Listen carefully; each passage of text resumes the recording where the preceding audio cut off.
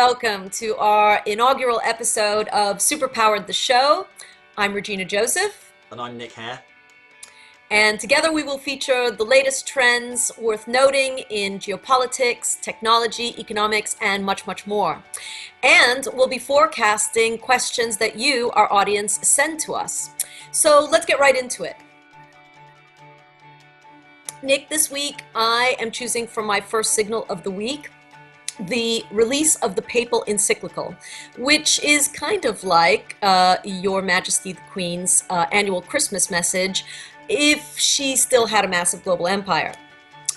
On Wednesday, Pope Francis set off a massive uproar over his encyclical, which calls for a radical transformation in politics and society to deal with climate change. And researchers say it's the most provocative document in Catholic doctrine since the first encyclical, which came out in 1891. And so the question is can the Pope's championing of the environment and climate change actually provoke any real change? The release of the encyclical is important because later this year in December, 196 countries are going to be getting together in Paris for the 21st United Nations Climate Change Conference. And that's where they're going to try to agree upon and hammer out a legally binding, universally accepted treaty to curb climate change. But my forecast for this is in the low probability. The Kyoto Protocol was an epic fail. Getting 196 countries to agree on anything is like herding cats. And the two biggest carbon emission polluters, which are the US and China, which are countries that have less than a fifth of their population actually being Catholic, they're hardly going to listen to the Pope. But still, I say, go Pope go, even if the probability of yielding a meaningful agreement in December is less than 30%. So, Nick, what's your signal this week? Okay, so my signal of the week is the Charleston shooting, and really the question of whether this indicates that there's an increasing threat from sort of right-wing domestic groups in the US. I had a look at the data over the last 40 years. The picture there is quite interesting. You have the fatal attacks from right-wing groups, so that includes white supremacists, the Christian right, sovereign staters and so on, are relatively frequent. There's about one fatal attack per year, whereas looking at the attacks from sort of international Islamist groups, there's really only 9/11 and nothing else. The attack profile is quite different. You have sort of frequent, really deadly attacks from the far right, with the exception of Oklahoma, and then you have sort of the one big spectacular from Al Qaeda, and so this really fits into that pattern. Although it's obviously very significant in the short term and for the communities involved, this probably doesn't mean that there's an increasing threat by itself. So Regina, what's next? And now it's time for our very first guest. And here at Superpowered, we are super excited and very lucky to have Steve Levine with us. He is the author of The Powerhouse and The Oil and the Glory. And he's one of the most authoritative forecasters on energy geopolitics. And so now for Steve's top forecasting signal in the energy world. I think that there isn't really much question that the single most important dynamic going on right now is Iran. What happens with this nuclear negotiation with the West? And I believe that there is going to be a deal. And then what follows that?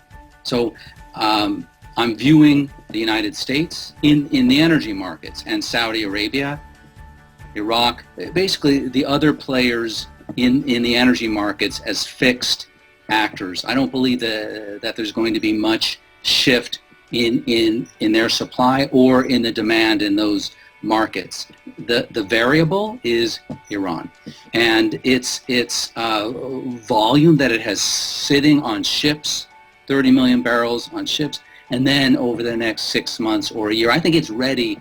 As soon as there's a deal, it's going to move very, very fast and get its production scaled up. So that million barrels a day is going to hit the market. But then on top of that, you have its behavior to which we've become accustomed over the last 30, 35 years, potentially changing with that. In the Middle East, the way that Europe intersects, that Russia intersects, and most importantly, the Middle East with Iran could, and I think probably will, change the conversation and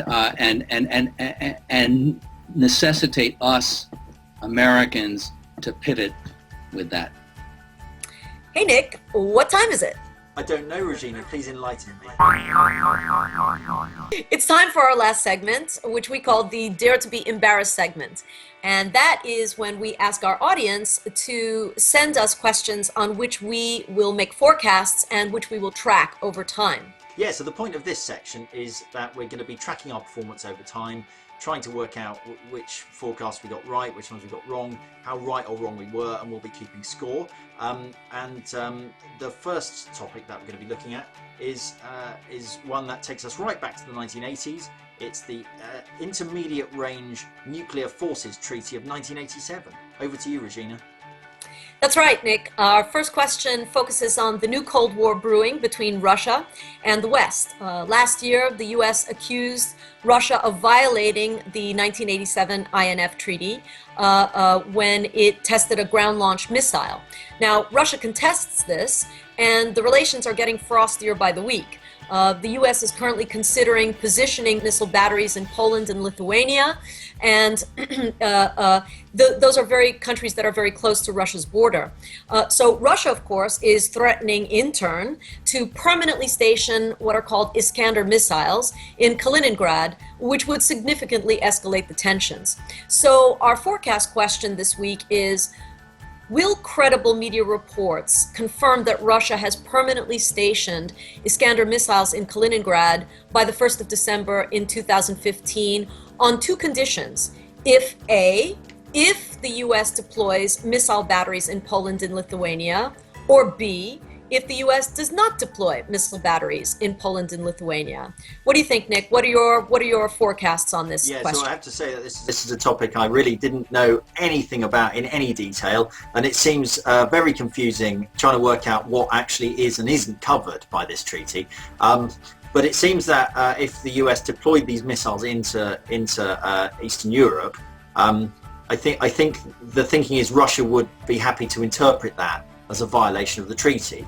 In which case, I can't see why they wouldn't admit to having the Iskander missiles in Kaliningrad. So under that circumstance, I'd go for 90%. But if you look at the last few years, it's clear that neither side really wants to be seen to be the first to break the terms of that treaty. It was a fairly significant treaty at the time. It's credited with being one of the reasons we got to the end of the Cold War in the first place. So I think if the US isn't stationing those missiles in Europe, then I'm just going to say there's a 10% chance that Russia would put the missiles into Kaliningrad. Great stuff, Nick. That brings us to the end of our very first show. And if you would like to suggest, as an audience, questions for us to forecast on, follow us on Twitter at super_powered and send us your question ideas. We'd love to hear them. And don't forget to subscribe to our YouTube channel. Any other things you'd like to raise, Nick, before we sign off? No. That's all for me, Nick. We see you all next time, and thanks so much for watching.